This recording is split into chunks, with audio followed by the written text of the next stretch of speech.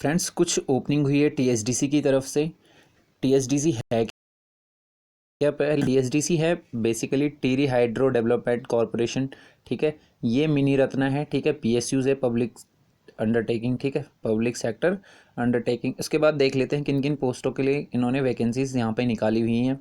Vacancy की detail में हम देखते हैं यहाँ पे पहले सबसे पहले सिविल इंजीनियर की यहाँ पे स्टेट देख लेते हैं। उत्तर प्रदेश और उत्तराखंड के लिए ये हैं 15 सीटें सिविल्स के लिए हैं। अनरिजर्व कितनी हैं? 10 अनरिजर्व हैं, ठीक है।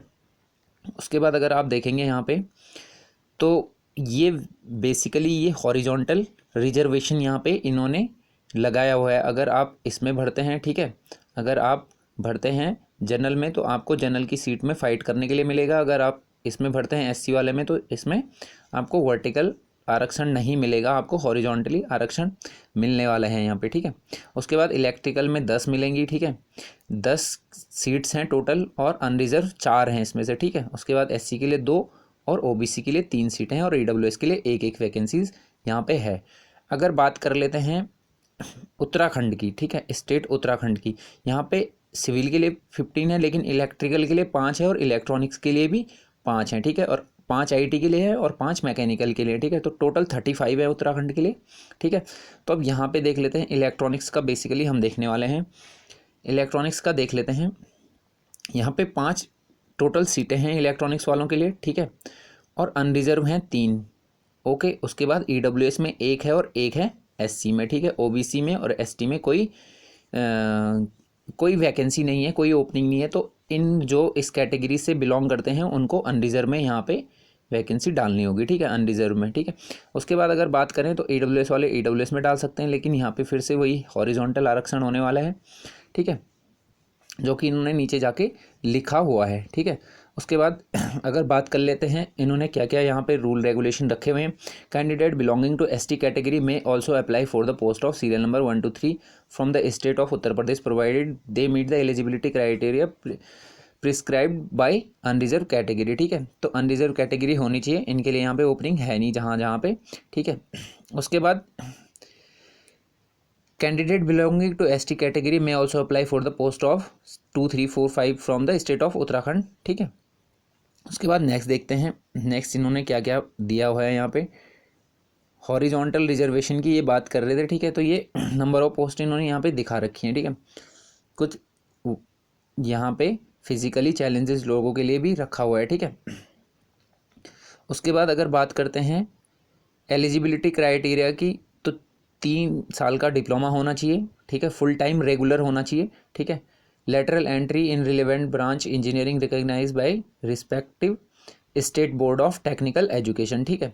किस किस में हो सकता है इसमें इन्होंने ये मेंशन नहीं किया हुआ है, ठीक है। तो इलेक्ट्रिकल के लिए इलेक्ट्रिकल में होना चाहिए, ऑब्वियस सी बात है। एज लिमिट यहाँ पे इन्होंने रखी हुई है अनरिजर्व के लिए 27 और 30 ईयर फॉर ओबीसी, ठीक है, और 32 फॉर एसटी एंड एससी। तो ये आप एक बार ज़रूर देख लीजिएगा, ठीक है। तो एज लिमिट यहाँ पे इन्होंने रखी हुई है, okay.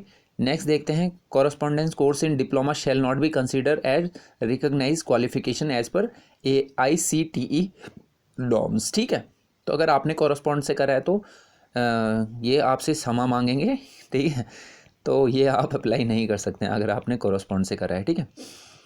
For instruction on conversion of CGPA into percentage refer to the point of 6 number of general information instruction, ठीक है। तो ये इन्होंने यहाँ पे करा हुआ है। कैटेगरी के लिए कुछ रिजर्वेशन की यहाँ पे बात कर रहे हैं, कितने कितने का मिलेगा, ठीक है, वो आप देख लेंगे, ठीक है। Person suffering from the not less than 40% of the relevant disability, ये डिसेबिलिटी के लिए इन्होंने क्राइटेरिया रखा हुआ है, ठीक है। उसके बाद बात कर लेते हैं सिलेक्शन प्रोसेस की। तो रिटर्न टेस्ट होने वाले हैं यहाँ पे, जो कि 100% वेटेज लेगा। इसका मतलब कि सिर्फ रिटर्न टेस्ट के बेसिस पे यहाँ पे जॉब मिलने वाली, कोई इंटरव्यू वगैरह होने वाला है नहीं, ठीक है। उसके बाद बात करते हैं रिटर्न टेस्ट में कौन कौन से कितने कितने क्या क्या कवर होने वाला है, ठीक है। तो 40 मार्क्स का यहाँ पे क्या आने वाला है, 40 मार्क्स का आने वाला हमारे पास जनरल एप्टीट्यूड और जनरल अवेयरनेस, ठीक है।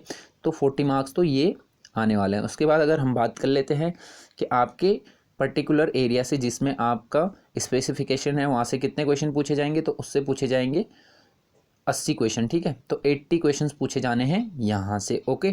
Final merit of selection of all discipline will be decided based on the marks secured by candidate in written test 100% weightage लेके ये मार्क्स आपके आने वाले हैं, ठीक है।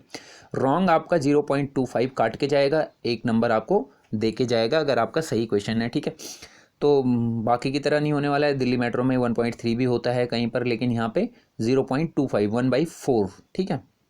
उसके बाद अगर बात करें the applicant will have the option to appear for written test in Hindi language, Hindi English दोनों में पेपर आने वाला है, ठीक है। उसके बाद बात कर लेते हैं ऑफर अपॉइंटमेंट, ठीक है। तो यहाँ पे एक क्राइटेरिया इन्होंने रखा हुआ है, ये एक बार ज़रूर देख लेना चाहिए, ठीक है। तो जो 50% मार्क्स होने चाहिए पार्ट 1 और पार्ट 2 में सेपरेटली, ठीक है। किस किस के लिए? अनरिजर्व, ओबीसी और ईडब्ल्यूएस के लिए। अगर बात करें रिजर्व कैटेगरीज वालों के लिए, ठीक है, तो वहाँ पे 30% मार्क्स क्या होने चाहिए? सेपरेटली हर पार्ट में होने चाहिए, ठीक है।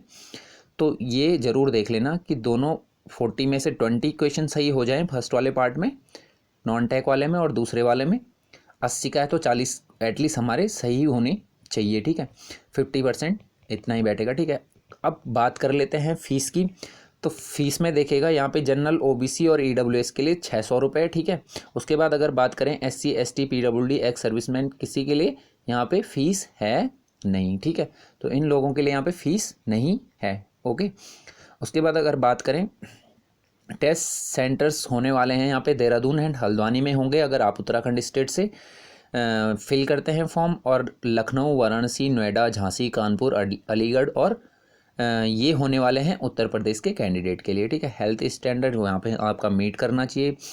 स्टार्टिंग पैकेज आपका कितना रहेगा? 29,000, ठीक है, 200, ठीक है। पे स्केल प्लस माइनस 33% का जो डीए वगैरह मिलता है, ठीक है। तो उसके बाद नेक्स्ट की बात करते हैं,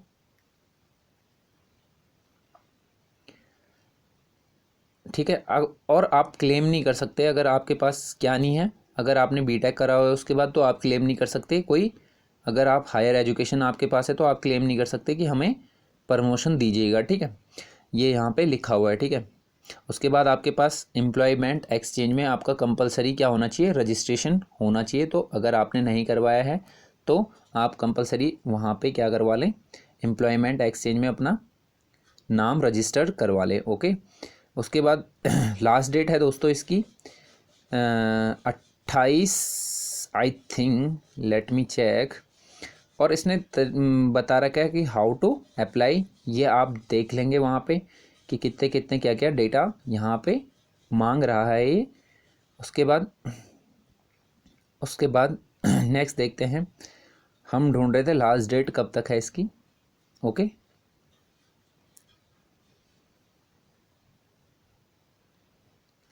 लास्ट डेट है इसकी 28 फरवरी, ठीक है। तो आप इसे 28 फरवरी से पहले पहले भर लेना, ठीक है। और ये आपको ability of admit card will be notified soon, आप टीएसडीसी की साइट पे लगातार देख सकते हैं कब ये नोटिफिकेशन आता है, ओके। तो ये थी टीएसडीसी की तरफ से ओपनिंग, ठीक है। कुछ और आती है तो मैं आपको नेक्स्ट वीडियोज़ में बताते रहूँगा। तब तक के लिए बने रहे, देखते रहें, ठीक है। Okay, bye bye.